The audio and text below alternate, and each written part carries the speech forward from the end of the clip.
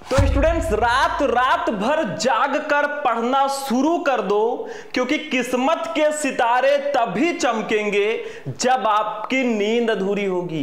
Hello students, welcome back to my channel Shubham lecturer. तो student आज का ये वीडियो क्लास 12 वाले स्टूडेंट्स के लिए एक बहुत ही ज्यादा स्पेशल वीडियो है, क्योंकि फाइनली आज मैं वो क्लास लेकर आया हूं ना जो आपका क्लास 12 2026 बोर्ड एग्जाम में 500 में 500 नंबर कंप्लीट करवाएगा। देखो ये एक मैराथन क्लास होगा, लगभग 1 घंटे की ये क्लास होगी और आपके लिए ये 1 घंटा है, लेकिन मैंने बैठकर 15 से 20 दिन मैंने रिसर्च किया है और सारे सब्जेक्ट के, देखो यहां पे Hindi, English, physics, chemistry, bio, इन 5 सब्जेक्ट के जितने भी मोस्ट इंपॉर्टेंट क्वेश्चन आंसर हैं, जितने भी मोस्ट इंपॉर्टेंट टॉपिक्स हैं चैप्टर वाइज, उन सबको मैं इस वीडियो में बताने वाला हूं। अगर आपने बैठकर इस वीडियो को 1 घंटे देख लिया ना, तो मैं गारंटी लेता हूं कि आपको 500 में से 480 प्लस लाने से कोई रोक ही नहीं सकता। लेकिन इसमें आपको भी मेहनत करना होगा। कहने को तो मैं कह सकता हूं कि आप 500 में से 490 लेकर आएंगे, लेकिन मेहनत आपको करना होगा। तो ये जो है इस वीडियो में मैं Hindi, English, physics, chemistry, bio सारे सब्जेक्ट के मोस्ट इंपॉर्टेंट क्वेश्चन को एक ही वीडियो में बताऊंगा। अगर आपने इस वीडियो को लास्ट तक देख लिया, 95% आपका पक्का है। ठीक है, पूरे साल की तैयारी सिर्फ एक ही वीडियो में मैं करवाने वाला हूं। तो चलिए स्टार्ट करते हैं भैया। सबसे पहले वही लाइन जो मैंने, देखो यहां पे 2026 में 95% की गारंटी, बुक से सर्च किया गया टॉपिक, यानी कि मैंने बुक लिया, क्वेश्चन बैंक लिया और भी बहुत सारे बुक्स को लेकर, एनसीईआरटी बुक को लेकर मैंने इन सारे क्वेश्चंस को ढूंढा है। सारे सब्जेक्ट के एक एक करके मैं सारे सब्जेक्ट के क्वेश्चन आपको बताने वाला हूं। इससे बाहर कुछ नहीं आएगा। यह वीडियो आपको 2026 में टॉपर बना देगा।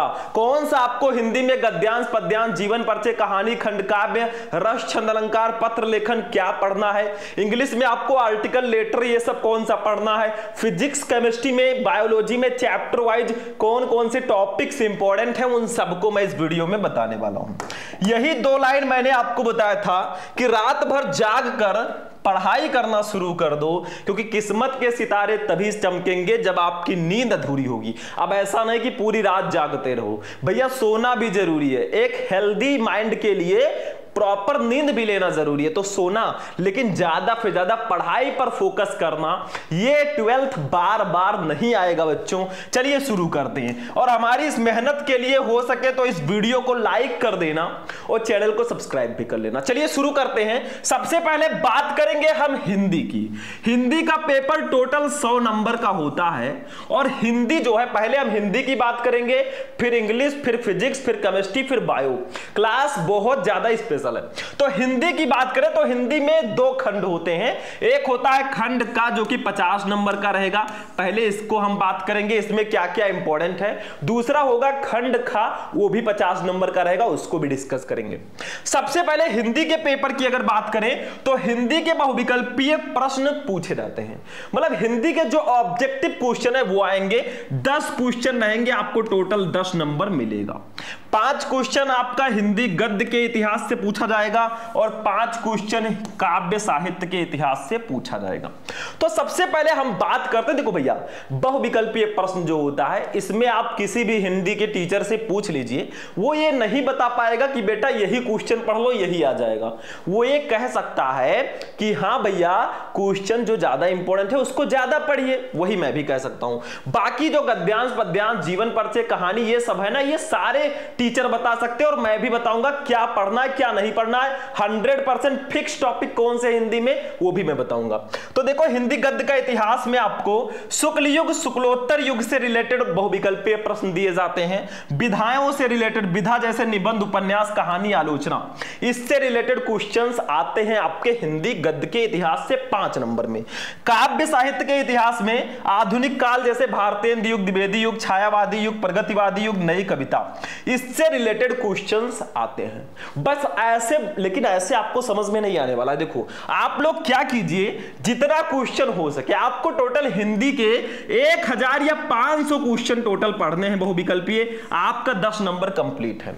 अब आप इन 500 क्वेश्चन में इसको कैसे पढ़ते हैं वो आपके ऊपर डिपेंड है। आप एक टाइम बना लीजिए कि मुझे एक हफ्ते में हिंदी के 100 बहुविकल्पीय प्रश्न पढ़ने हैं। ये एक आप अपना प्लान बना लीजिए। ऐसे आप सोचो एक हफ्ते में 100 पढ़ लेते हो तो 4 हफ्ते में 400 क्वेश्चन। अगर एक प्लानिंग के साथ पढ़ाई करो ना, आप टॉपर जरूर बनोगे। और एक चीज और बच्चे कहते हैं, सर जी आप जो भी पढ़ाते हैं उसका नोट्स चाहिए, वीडियो चाहिए। हमें मतलब 2026 बोर्ड एग्जाम के लिए सारे इंपॉर्टेंट क्वेश्चन के नोट्स, क्लासेस और सब कुछ चाहिए, previous year paper, model paper. तो भैया आप हमारे एप्लीकेशन प्ले स्टोर पे हमारा ऐप है शुभम लेक्चरर, उसको डाउनलोड कर लीजिए और आप लोगों को उसमें बहुत सारे नोट्स, क्लासेस, सारी चीजें मिलेंगी। और आप इस नंबर पर मुझसे कांटेक्ट कर लीजिएगा अगर आपको कोई प्रॉब्लम है पढ़ाई से रिलेटेड। और उसमें हमारा बैच भी है छोटा छोटा, बहुत ही कम प्राइस में, तो उसको भी आप लोग जाकर ज्वाइन कर सकते हैं। ऐप को डाउनलोड कर लीजिएगा प्ले स्टोर से शुभम लेक्चरर और इस नंबर पर मुझसे कांटेक्ट कर लीजिएगा। कैसे आपको नोट्स मिलेंगे, कैसे क्लासेस, कैसे प्रीवियस ईयर पेपर मिलेगा, मैं बता दूंगा। ठीक है, तो बहुविकल्पीय प्रश्नों में आपको क्या करना है, नंबर नोट कर लीजिए। बहुविकल्पीय प्रश्नों में आपको क्या करना है, ध्यान दीजिए। ऑब्जेक्टिव क्वेश्चन में आप ज्यादा से ज्यादा क्वेश्चंस को पढ़ें, यही सबसे आसान तरीका है। बाकी इसमें कोई टीचर नहीं बता सकता कि ये पढ़ लो यही फिक्स क्वेश्चन आएगा। लेकिन आगे अगर बात करें हम लोग, चलिए आगे देखते हैं। हमारा अगला टॉपिक जो है वो है भैया महत्वपूर्ण गद्यांश। अब अगर हम गद्यांश की बात करें तो गद्यांश आपका टोटल 10 नंबर का आता है। मतलब आपको एक हिंदी का गद्यांश दे दिया जाएगा, उसके नीचे 5 क्वेश्चन रहेंगे, आपको टोटल 10 नंबर दिया जाएगा। गद्यांश के लिए मैं आपको रेकमेंड करूंगा 3 चैप्टर पढ़ लेना, राष्ट्र का स्वरूप, अशोक के फूल, भाषा और आधुनिकता। इन तीनों चैप्टर के जितने भी गद्यांश हैं अगर आप उनको सॉल्व कर लेते हो ना, 10 नंबर कोई काट ही नहीं सकता। लिख कर ले लो स्टाम्प पेपर पे। अब देखो थोड़ा हमें फास्ट चलना पड़ेगा क्योंकि हम 5 सब्जेक्ट के टॉपिक देखेंगे तो टाइम तो लगेगा ना। टाइम, अपना टाइम लाने के लिए ना टाइम देना पड़ेगा। अगर आप चाहते हैं कि हमारे पेरेंट्स भी प्राउड करें हमारे ऊपर, हम टॉपर बनकर दिखाएं, उनको भी सम्मानित किया जाए, तो उसके लिए समय लगेगा बेटा। रात रात भर जागकर आपको मेहनत करना पड़ेगा। पद्यांश की अगर बात करें 10 नंबर का ये भी आता है। इसमें कुछ चैप्टर हैं जिससे पद्यांश हमेशा पूछे जाते हैं, जैसे पवन दूतिका, कैकेयी का अनुताप, श्रद्धा मनु, गीत महादेवी वर्मा जी का और नौका विहार। इन सारे चैप्टर को पढ़ लीजिएगा, 10 नंबर आपका कोई काट ही नहीं सकता। लिख कर ले लो। गद्यांश पद्यांश में सबका वीडियो आपको प्रोवाइड कराता हूं। चलिए आगे बढ़ते हैं भैया, आप जीवन परिचय पर चलते हैं। थोड़ा हम अपने स्पीड में चलेंगे क्योंकि हमें सारे सब्जेक्ट के टॉपिक्स को देखना है। चलिए आगे देखते हैं नेक्स्ट क्या है। अब देखिए स्टूडेंट, अगला टॉपिक हमारा आता है साहित्यिक परिचय। देखो बच्चा, जिसको हम लोग जीवन परिचय बोलते हैं, तो साहित्यिक परिचय जो है 2 टाइप के आते हैं। एक लेखक का साहित्यिक परिचय 5 नंबर का और एक कवि का साहित्यिक परिचय 5 नंबर का।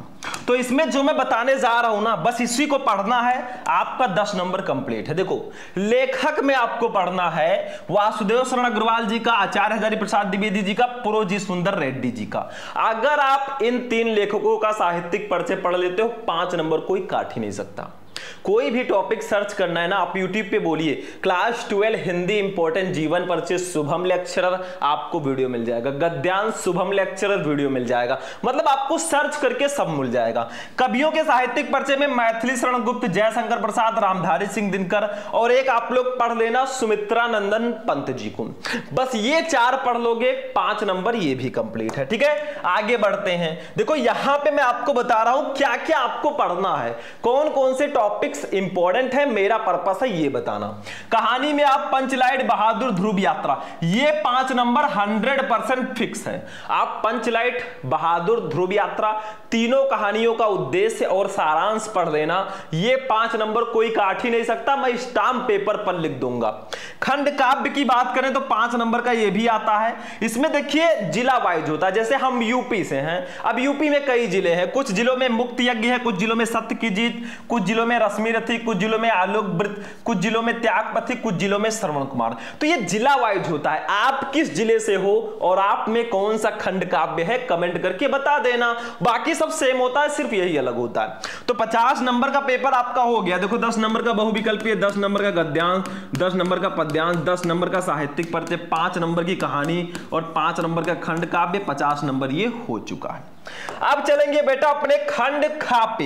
यहां से हमारा खंड खा स्टार्ट होता है, ऊपर हेडिंग डाल देना खंड खा।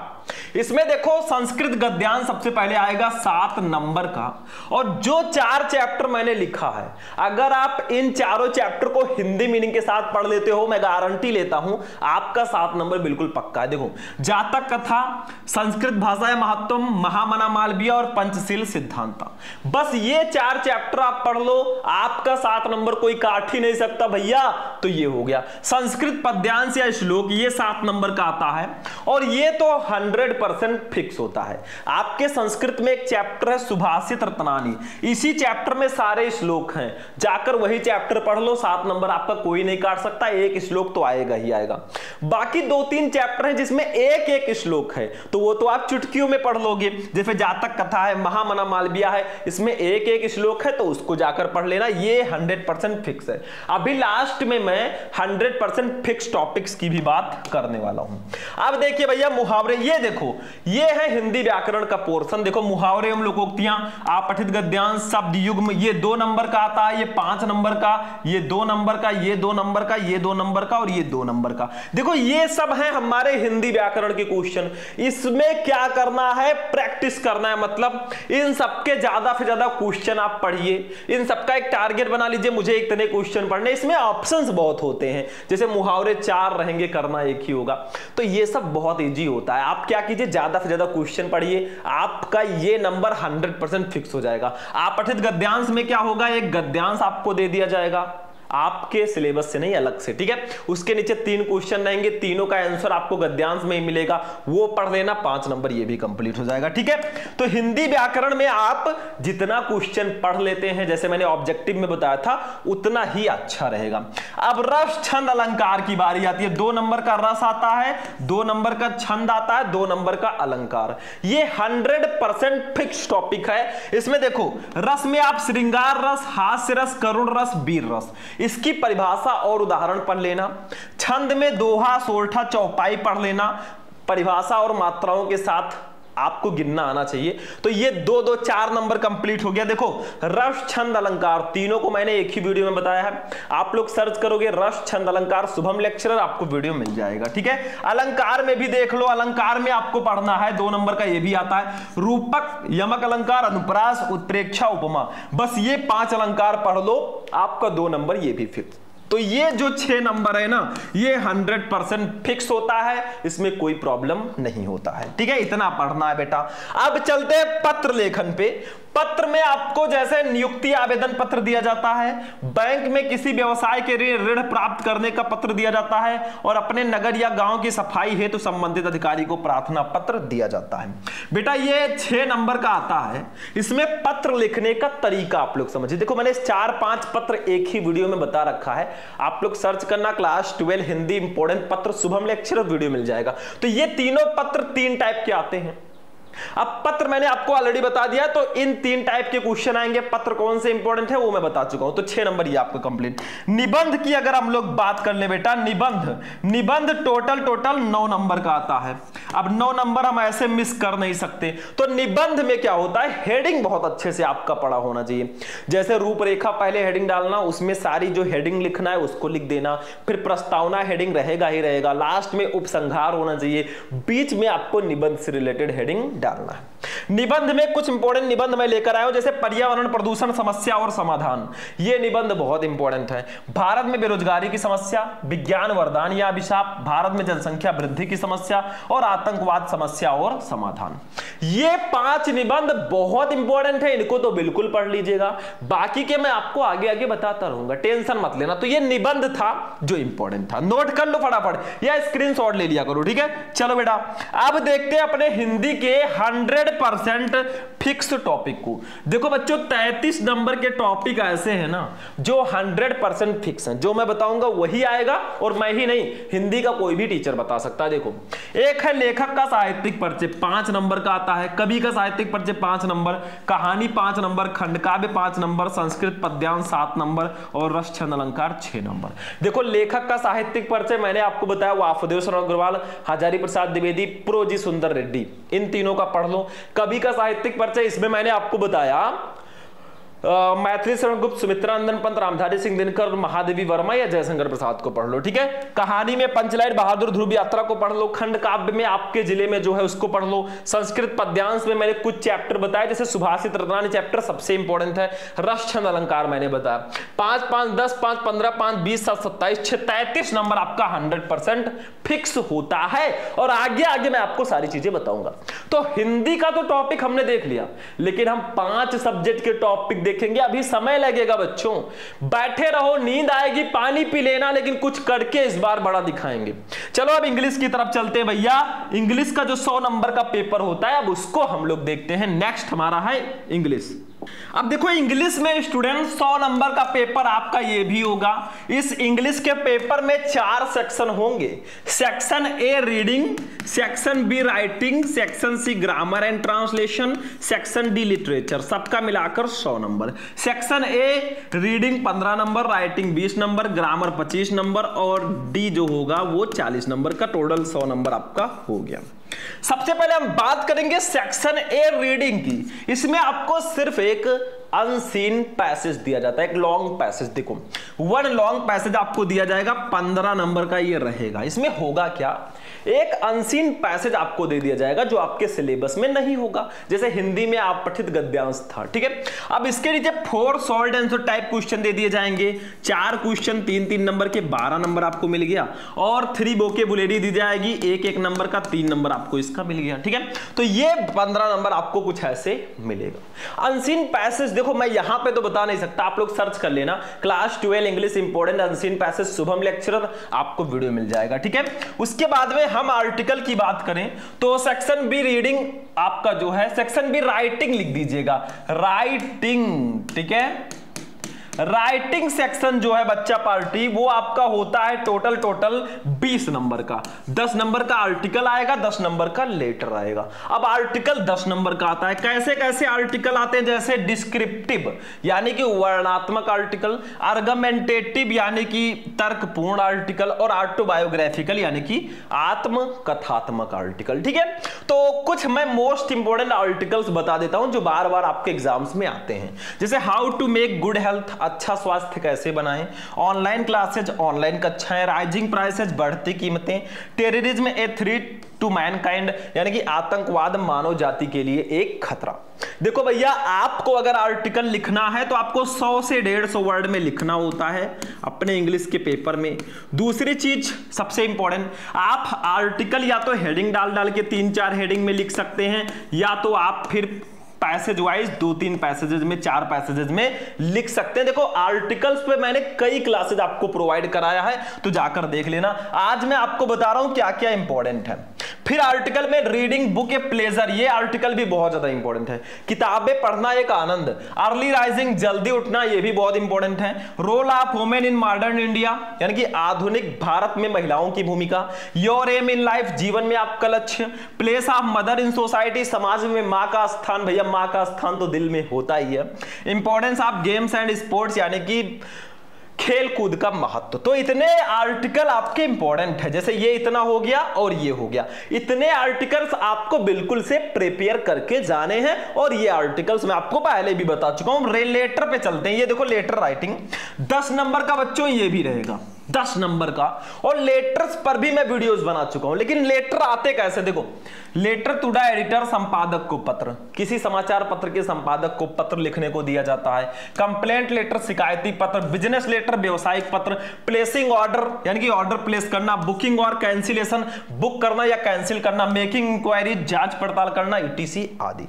अब मैं आपको टॉप 5 पत्र भी यहां पे बताऊंगा। और अगर आप लोग लेटर, ये सारे लेटर लिखकर जानना चाहते हैं ना, तो यूट्यूब पे सर्च करना class 12 English important letter Shubham lecturer. इन लेटर को मैंने लिखकर भी बताया है, जाकर जरूर देखना। लेकिन पहले ये देख लो, देखो पहला पत्र जो बहुत इंपॉर्टेंट है, देखो राइट ए लेटर, एक पत्र लिखो टू द एडिटर, संपादक को। आप ये न्यूज़पेपर, एक समाचार पत्र के अबाउट के बारे में फ्रीक्वेंट ब्रेक डाउन, बार बार गुल होने आप इलेक्ट्रिसिटी, बिजली की इन योर लोकेलिटी, अपने इलाके में।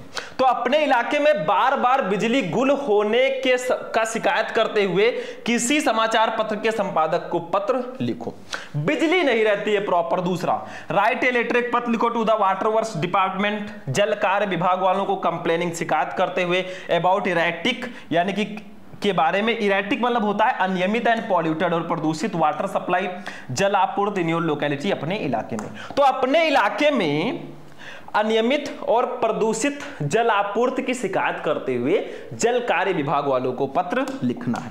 तीसरा पत्र देख लो बेटा, तीसरा वाला हमारा है राइट ए लेटर, एक पत्र लिखो टू द प्रिंसिपल, प्रधानाचार्य को ऑफ योर कॉलेज, अपने कॉलेज के प्रोवाइड, प्रदान करने के लिए लाइब्रेरी बुक्स, लाइब्रेरी में किताबें टू स्टूडेंट, विद्यार्थियों को। तो लाइब्रेरी में पुस्तकों को उपलब्ध कराने के लिए अपने कॉलेज के प्रधानाचार्य को पत्र लिखना। ये सब बहुत इंपॉर्टेंट लेटर हैं। चौथा, राइट ये लेटर, एक पत्र लिखो टू द एडिटर, संपादक को आप योर नेशनल डेली, अपने राष्ट्रीय दैनिक को कन्वेइंग, व्यक्त करते हुए योर कंसर्न, अपनी चिंता, ऑन ग्रोइंग, बढ़ती प्राइसेस, कीमतों पर। आप डीजल एंड पेट्रोल, डीजल और पेट्रोल पर। तो डीजल और पेट्रोल की कीमतों पर, कीमतों की बढ़ती कीमतों पर अपनी चिंता व्यक्त करते हुए किसी राष्ट्रीय दैनिक के संपादक को पत्र लिखना है। और पांचवा जो लास्ट वाला पत्र है, देखो राइट ए लेटर, एक पत्र लिखो टू द मेयर, यानी कि महापौर को ऑफ द कॉर्पोरेशन, निगम के रिगार्डिंग, के बारे में, डिस्पोजल, निपटान के लिए आप सॉलिड वेस्ट, ठोस अपशिष्ट के। तो ठोस अपशिष्ट के निपटान के लिए निगम के महापौर को एक पत्र आपको लिखना है। ठीक है, बस ये लेटर बहुत इंपॉर्टेंट है, इसको लिखना भी मैंने आपको बताया है। आप लोग यूट्यूब पे सर्च करना class 12 English important letter Shubham lecture, video मिल जाएगा। अब सेक्शन सी ग्रामर की बात करें, 25 नंबर का ये सेक्शन होता है।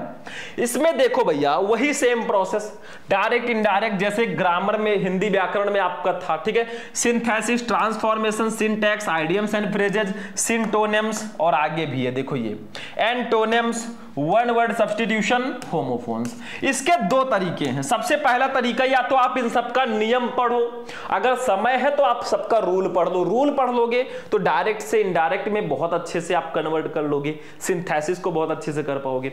अगर रूल नहीं पढ़ रहे हो तो एक तरीका है, आपको एक टारगेट बनाना है, मुझे डायरेक्ट इनडायरेक्ट का 5 से 10 क्वेश्चन पर डे सॉल्व करना है। एक दिन डायरेक्ट इनडायरेक्ट, एक दिन सिंथेसिस, एक दिन ट्रांसफॉर्मेशन, ऐसे पर डे प्रैक्टिस करना है। Practice makes a student perfect, practice एक विद्यार्थी को परफेक्ट बनाती है। तो आप ज्यादा से ज्यादा क्वेश्चंस को इसके पढ़िए तो भी आपको पूरा नंबर मिल जाएगा, और या तो फिर आप पूरा रूल पढ़िए, आपके हाथ में आप क्या करना चाहते हैं। ठीक है, जितना ज्यादा क्वेश्चन पढ़ेंगे उतना ज्यादा आसानी रहेगा। एक 5 नंबर का हिंदी टू इंग्लिश ट्रांसलेशन इसमें दिया जाएगा, मतलब हिंदी का एक पैसेज आपको दे दिया जाएगा, उसको कहा जाएगा बेटा इंग्लिश में ट्रांसलेट करो। तो अगर आपका ग्रामर अच्छा होगा तब तो वो आपके लिए इजी हो जाएगा, मुझे पता है।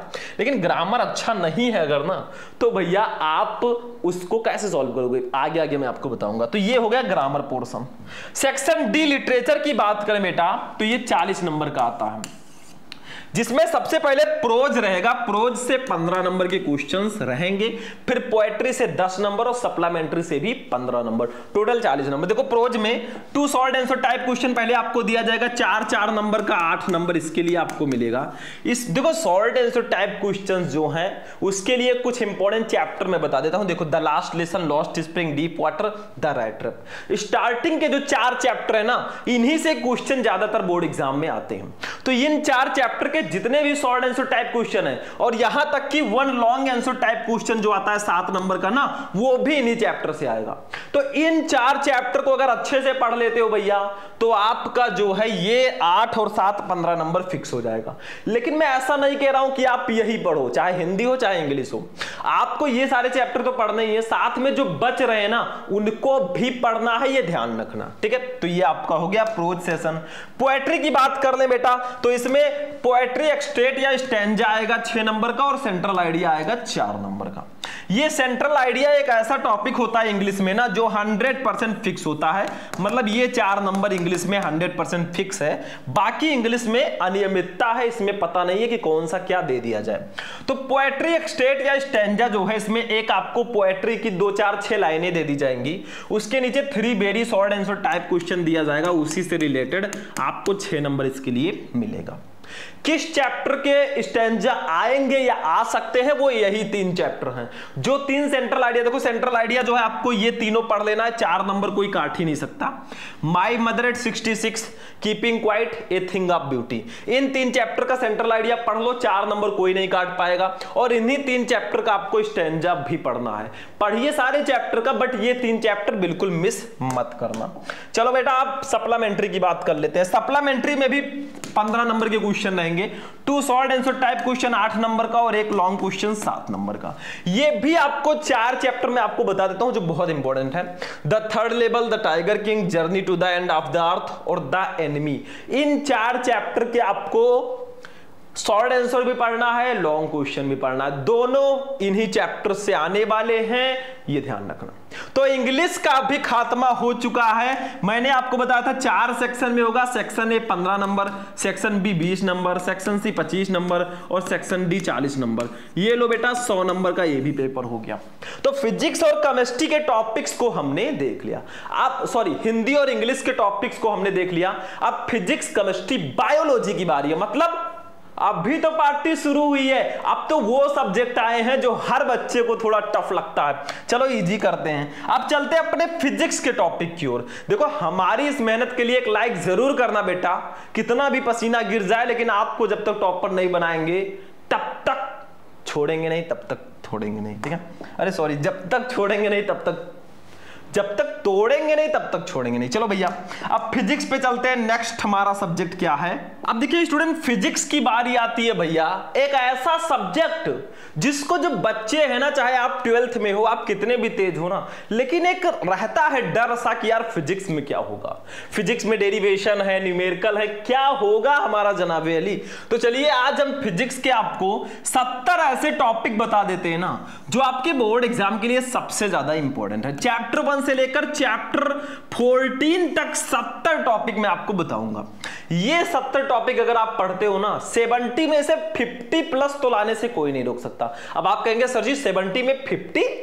अरे भैया इसमें मैंने न्यूमेरिकल्स को नहीं रखा है तो उसको अलग से तो पढ़ना ही पड़ेगा। तो चलो देखते हैं। सबसे पहले फर्स्ट चैप्टर की बात करें, विद्युत आवेश तथा क्षेत्र में, इसमें कौन कौन से टॉपिक इंपॉर्टेंट है। देखो मैं आपके लिए टॉपिक लेकर आया हूं, कौन कौन से टॉपिक आपको पढ़ना चाहिए जो बहुत इंपॉर्टेंट है। सबसे पहला है कूलाम का नियम। मैं टॉपिक बोलते जाऊंगा, ये सब मैं पहले पढ़ा चुका हूं, नहीं पढ़ रहे हो गलती आपकी है, मैंने पूरा चैप्टर एक ही वीडियो में पढ़ा रखा है। तो देखो कूलाम का नियम बहुत इंपॉर्टेंट टॉपिक है।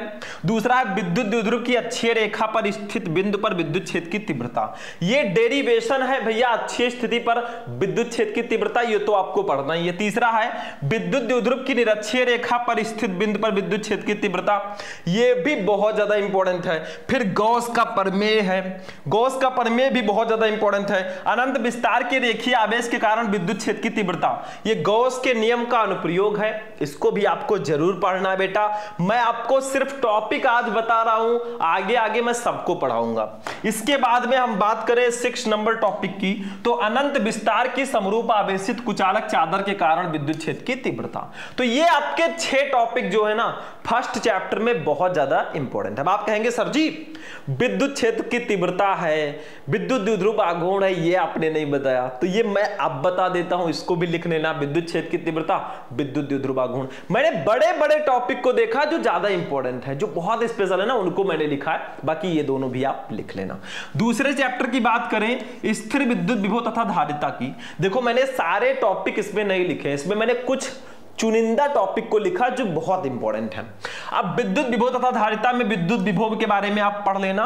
विद्युत द्विध्रुव की अक्षीय स्थिति में स्थित किसी बिंदु पर विद्युत विभव, ये पढ़ लेना। चालक की धारिता क्या होती है, C क्यों पान भी, इसको पढ़ लेना। संधारित्र क्या होता है, संधारित्रों का संयोजन कैसे करेंगे, और समांतर प्लेट संधारित्र की धारिता के लिए व्यंजक आपको निकालना आना चाहिए। इतने टॉपिक आपके चैप्टर 2 में इंपॉर्टेंट है। आप स्क्रीनशॉट भी इसका ले सकते हैं, या अगर आपको चाहिए इसका PDF तो आप लोग भैया कमेंट कर देना। चैप्टर 3 विद्युत धारा में देखो क्या क्या इंपॉर्टेंट है। देखो टॉपिक मैं आपको बता रहा हूं, ये आप चाहे नोट कीजिए चाहे दिमाग में रखिए, लेकिन ये टॉपिक बिल्कुल मिस मत करना। देखो विद्युत धारा क्या है भैया, ओम का नियम क्या है, विशिष्ट प्रतिरोध अथवा प्रतिरोधकता क्या है। देखो ये टॉपिक मैंने अलग से भी आपको बता रखा है एक्सप्लेन करके, आप लोग सर्च करना class 12 physics important topic Shubham lecturer, आपको वीडियो मिल जाएगा। विद्युत प्रतिरोध क्या है, विशिष्ट चालकता क्या है, किरचॉफ के नियम क्या है, ये आपके चैप्टर 3 के मोस्ट इंपॉर्टेंट टॉपिक्स हैं। चैप्टर 4 हमारा है गतिमान आवेश एवं चुंबकत्व। इसमें देख लो भैया बायो-सेवर्ट का नियम पढ़ लेना, एम्पियर का परिपथीय नियम पढ़ लेना।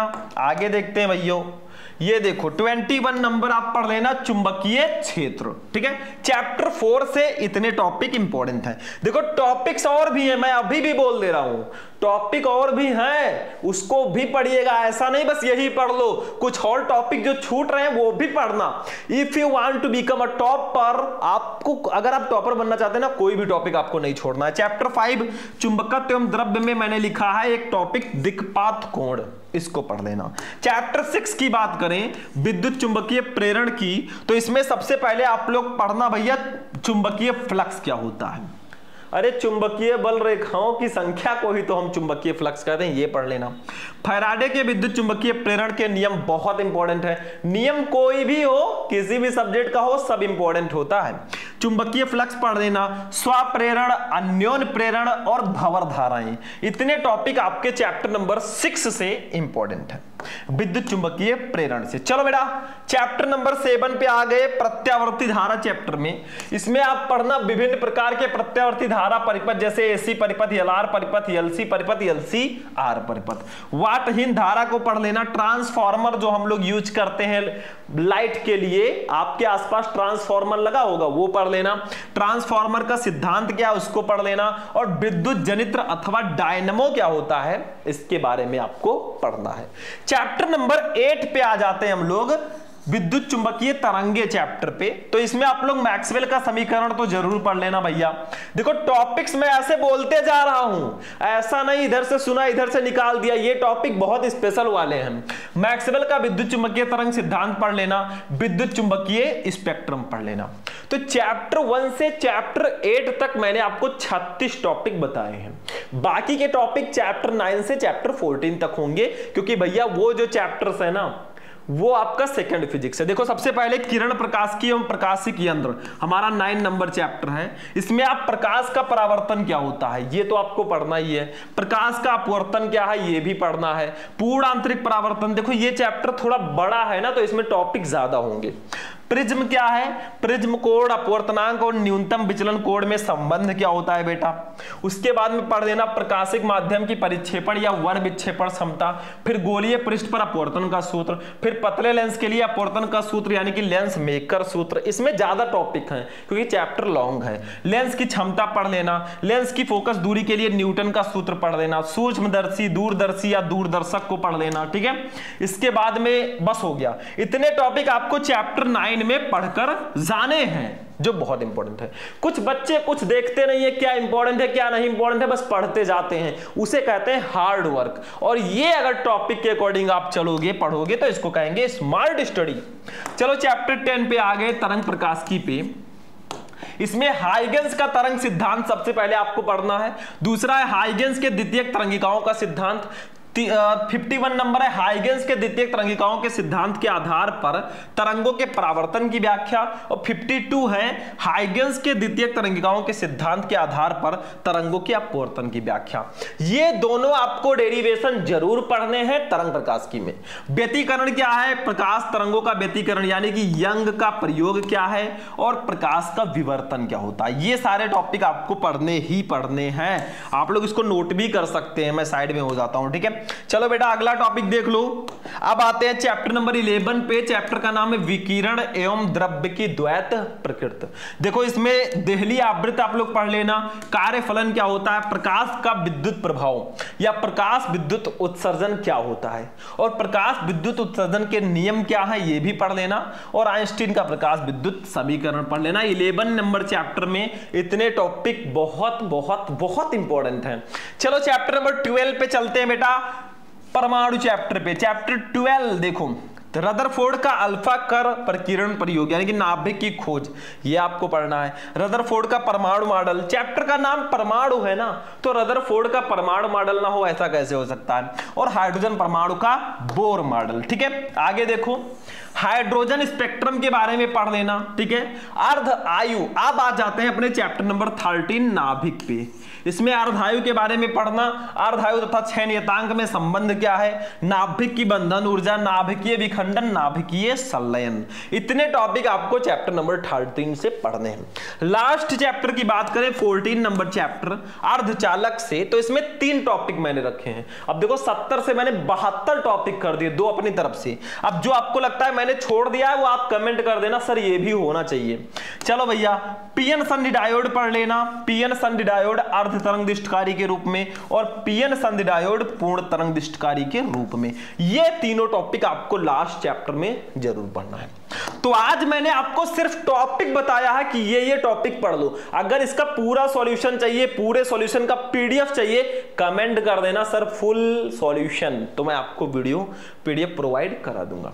चलो अब हम फिजिक्स भी हो गया, 70 टॉपिक पूरे फिजिक्स के 70 टॉपिक हो गए। अब हम चलेंगे बेटा अपने केमिस्ट्री वाले सेशन पे। चलो अगला जो हमारा है केमिस्ट्री में देखते हैं क्या क्या इंपॉर्टेंट है।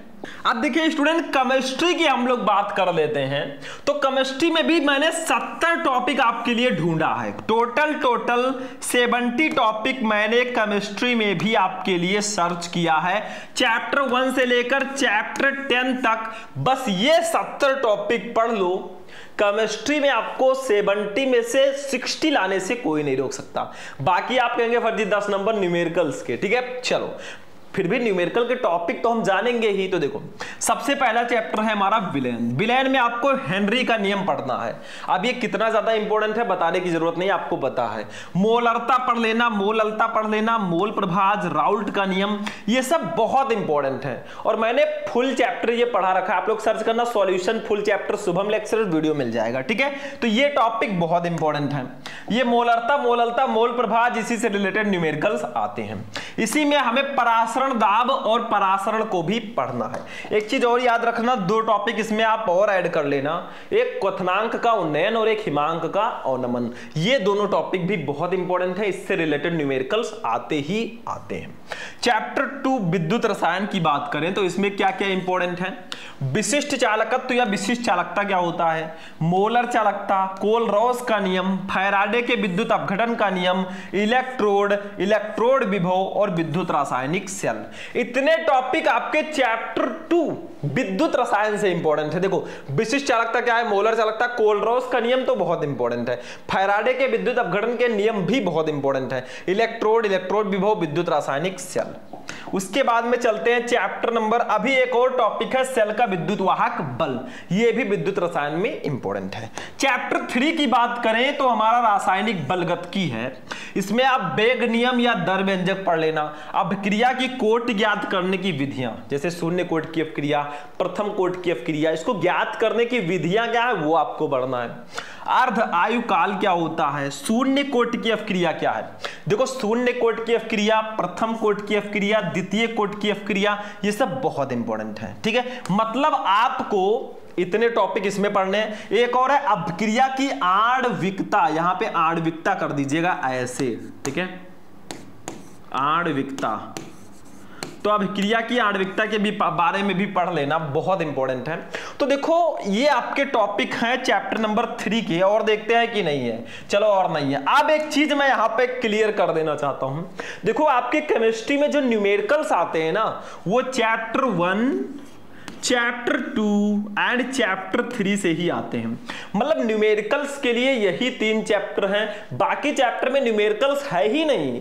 तो भैया क्यों ना इसको पढ़ लिया जाए, थोड़ा मोड़ा डीएमएफ ब्लॉक के तत्व में भी हो सकता है, बट इतने चैप्टर में अगर न्यूमेरिकल है तो क्यों ना हम सारे न्यूमेरिकल को घोल कर पी लें। बस इन 3 चैप्टर का फॉर्मूला याद कर लो और इन 3 चैप्टर का न्यूमेरिकल सॉल्व कर लो, बस 10-15 नंबर आपका कंप्लीट हो जाएगा।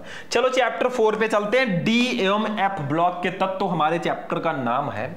तो सबसे पहले डी ब्लॉक के तत्व यानी कि संक्रमण तत्व के बारे में पढ़ लेना, ये होता क्या है आखिर डी ब्लॉक के तत्व या संक्रमण तत्व, ठीक है।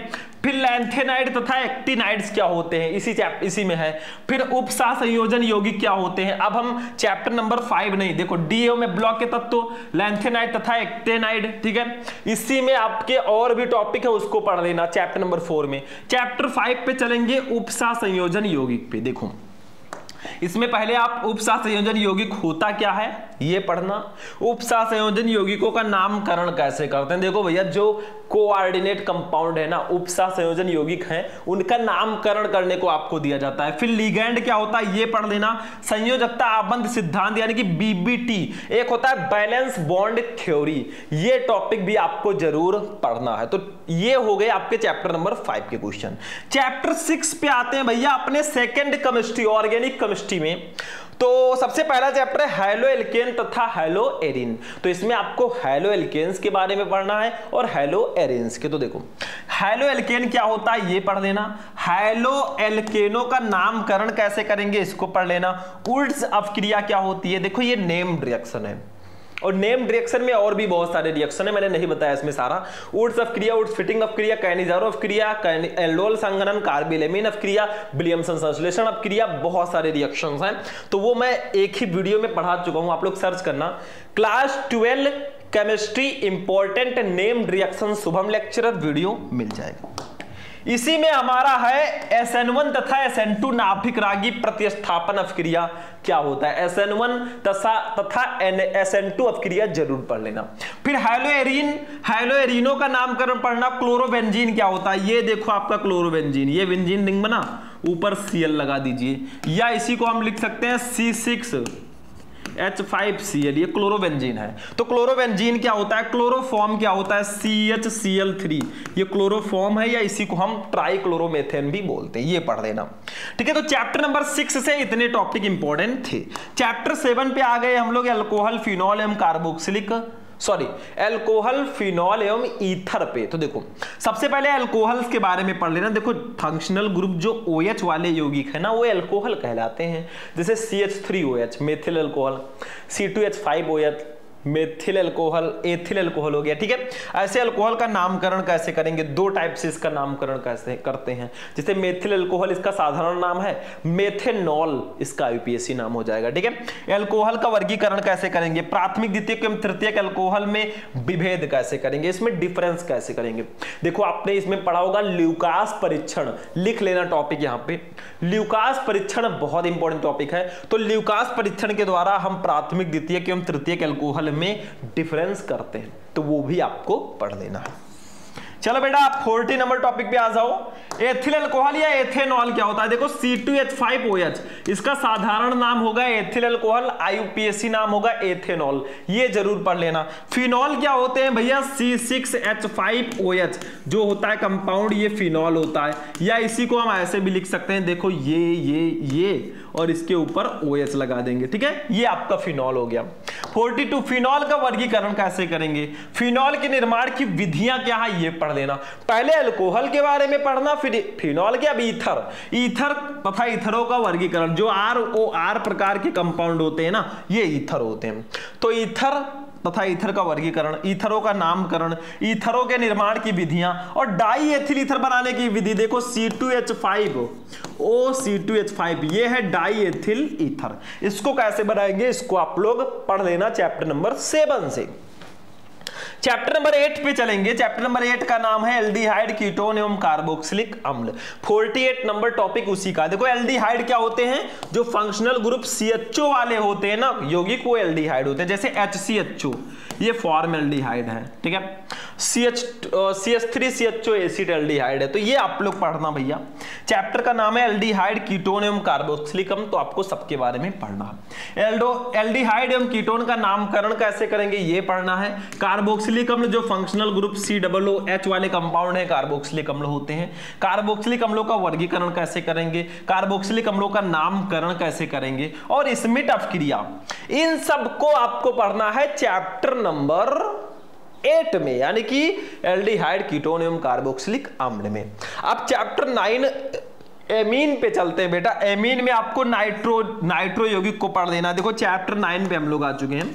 तो नाइट्रो यौगिक क्या होते हैं, फॉर्मिक अम्ल क्या है इसको पढ़ लेना, नाइट्रोबेंजीन क्या होता है बेटा, एथिलेमीन बनाने की विधि। देखो एमीन में आपका एक कंपाउंड है एथिलेमीन C2H5NH2, इसको बनाने की विधि आपको पढ़ लेना है, बहुत इंपॉर्टेंट है। ठीक है, आगे बढ़ते हैं भैया। ये देखो डाइएजोनियम लवण क्या होते हैं इसको पढ़ लेना। आपके चैप्टर नंबर कौन से 9 से इतने टॉपिक इंपॉर्टेंट है। चैप्टर 10 जैव अणु पर चलते हैं भैया, बायोमोलिक्यूल। जैसे हम लोग हैं, हमारे अंदर बहुत सारे मॉलिक्यूल हैं, उसी के बारे में पढ़ना है। जैसे देखो कार्बोहाइड्रेट्स, हम आलू खाएंगे, चावल खाएंगे, कार्बोहाइड्रेट हमें मिलेगा, बहुत सारी चीजें हैं।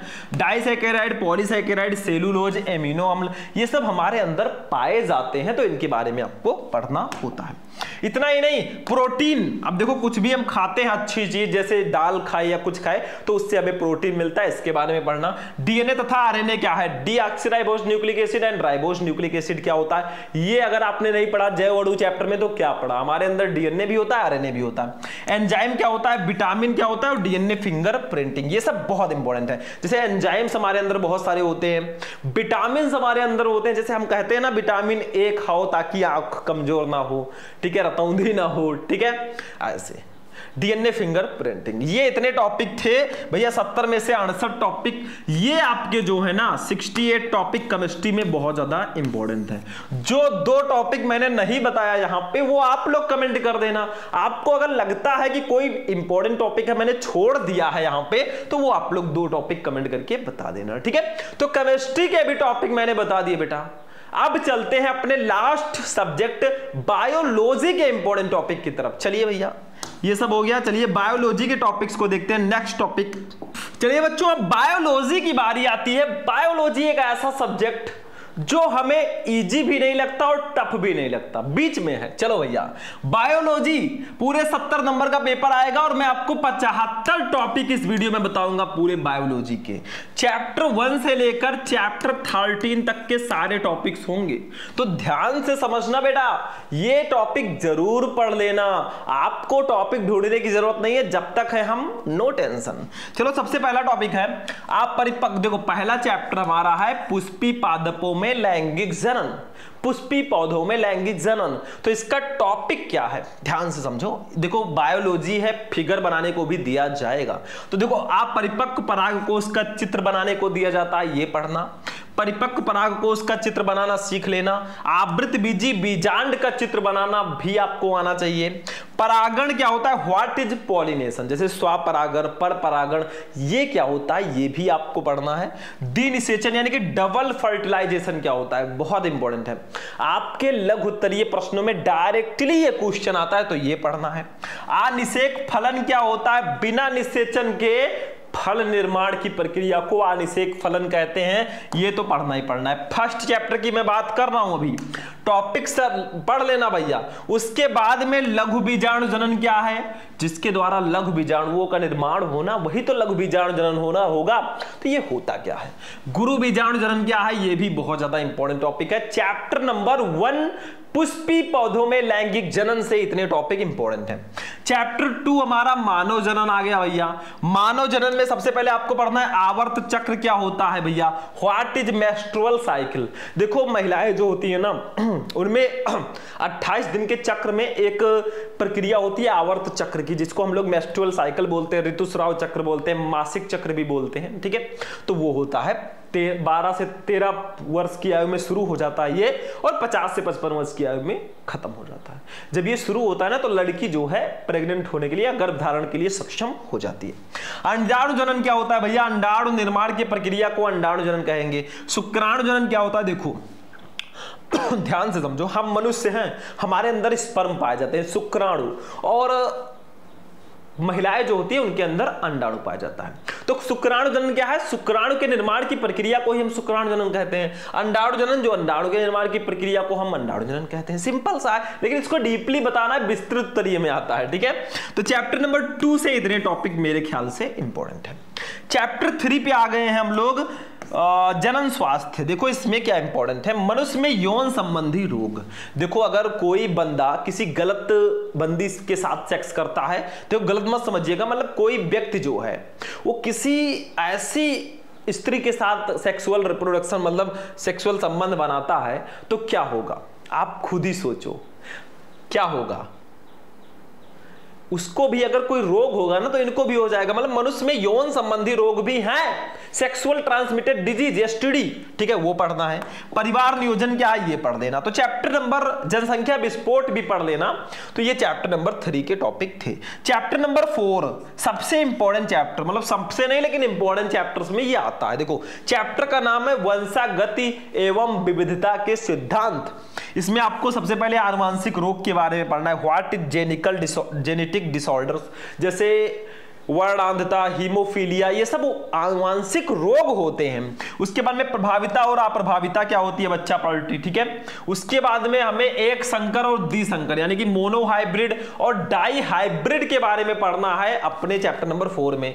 अपूर्ण प्रभाविता क्या है, इनकम्प्लीट डोमिनेंस, मेंडल का नियम। अगर आपने वंशागति चैप्टर आप पढ़ रहे हो, मेंडल जी का नियम ना पढ़ो ऐसा कैसे हो सकता है, तो ये टॉपिक बहुत इंपॉर्टेंट है। मनुष्य में लिंग निर्धारण कैसे होता है, ठीक है, ये आपको पढ़ देना है बेटा। तो इतने टॉपिक आपके हैं चैप्टर नंबर 4 वंशागति एवं विविधता के सिद्धांत में, बहुत ज्यादा इंपॉर्टेंट टॉपिक है। डाउन सिंड्रोम के बारे में भी पढ़ लेना, शायद यहां पे ना लिखा हो मैंने, डाउन सिंड्रोम, टर्नर सिंड्रोम, ये सब भी पढ़ना है। अब चलते हैं चैप्टर नंबर 5 वंशागति का आणविक आधार, जो चैप्टर है भैया वंशागति का जो आणविक आधार है ना वो पढ़ना है। इसमें जीन क्या होता है ये पढ़ लेना, डीएनए तथा आरएनए क्या है, what is deoxyribonucleic acid and ribose nucleic acid, ये पढ़ना है। अभी केमिस्ट्री में भी था, बायो में भी है, अगर हमारी बात आएगी ना तो ये पढ़ना पड़ेगा। डीएनए तथा आरएनए में अंतर क्या होता है, डीएनए और आरएनए में आखिर अंतर क्या है, चलो। डीएनए का वाटसन एवं क्रिक मॉडल क्या है ये पढ़ देना भैया, बहुत इंपॉर्टेंट है, विस्तृत में आता है। आनुवांशिक कोड क्या है, व्हाट इज जेनेटिक कोड्स, और डीएनए फिंगर प्रिंटिंग। ये इतने टॉपिक आपके चैप्टर नंबर कौन सा चैप्टर था 4, 5, ये 5 से इंपॉर्टेंट है, ठीक है। अब चैप्टर नंबर 6 पे चलेंगे। देखो चैप्टर 1 पुष्पी पौधों में लैंगिक जनन, चैप्टर 2 मानव जनन, जनन स्वास्थ्य, हाँ ये 6 नंबर चैप्टर पे हम आ चुके हैं। चैप्टर का नाम है जैव विकास, जैसे हम लोग हैं इवोल्यूशन चैप्टर का नाम है, तो हम लोगों का विकास हुआ। ऐसा माना जाता है कि हमारे जो पूर्वज थे ना वो क्या थे, बंदर टाइप के थे, ठीक है, पूंछे थे उनमें।